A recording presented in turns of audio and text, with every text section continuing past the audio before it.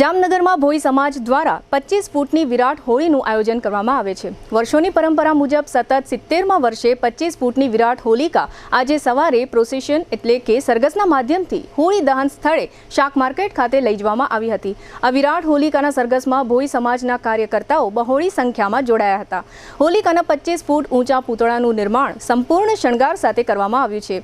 આજે સાંજે આ પૂતળાનું હોળી દહન કરવામાં આવશે। આ હોળી દહનમાં સમાજને એવો મેસેજ આપવામાં આવે છે કે પાપ કે આસુરી શક્તિ ગમે તેટલી બળવાન ભલે હોય, આખરે તો પુણ્ય અર્થાત દૈવી શક્તિનો જ વિજય થાય છે।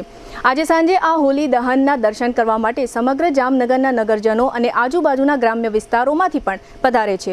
આ ભોઈ સમાજની પ્રાચીન અને પ્રસિદ્ધ 25 ફૂટની વિરાટ હોલિકા અંગે ભોઈ સમાજના જયેશભાઈ મહેતાએ મીડિયાને કેટલીક વિગતો આપી હતી, જેના મુખ્ય અંશો અત્રે પ્રસ્તુત છે। 69 વર્ષથી ભોઈ સમાજમાં હોળી ઉત્સવ ઉજવીએ છીએ પરંપરાગત રીતે।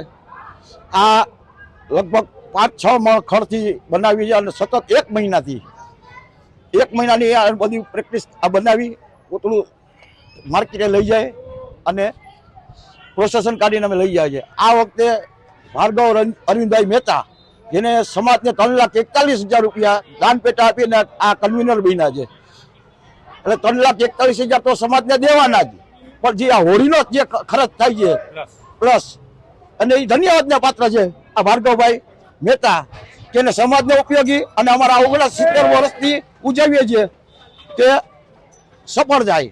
આમાં લગભગ અમારા સમાજના તમામ યુવાનો બુજુર્ગ બધા સાથે મળી અને અમે આ મહોત્સવ ઉજવીએ છીએ અને અમારો છે ને રાષ્ટ્રીય તહેવાર છે ભોઈ સમાજનો હોળી, એ અમારો રાષ્ટ્રીય તહેવાર અમે ગણીએ છીએ। આને 1 મહિનો સતત 1 મહિના જેવું થાય છે અને ખર્ચે અમે પેટ ને બધી ભરીએ છીએ, હોળીનું દૂધ કાપીએ સતત 2 દિવસથી રાતની જાણે માહોલ એવો હોય કે તમે એક વિચારો કે રાત્રે એટલું પબ્લિક હોય, લેડીઝ જેન્ટ્સ બાળકો બસ એન્જોય। હોળી માતા અમારા એક માતાજી છે, અમે એન્જોય કરીએ। એ રીતે ઊંચાઈ 25 ફૂટ ઊંચાઈ છે।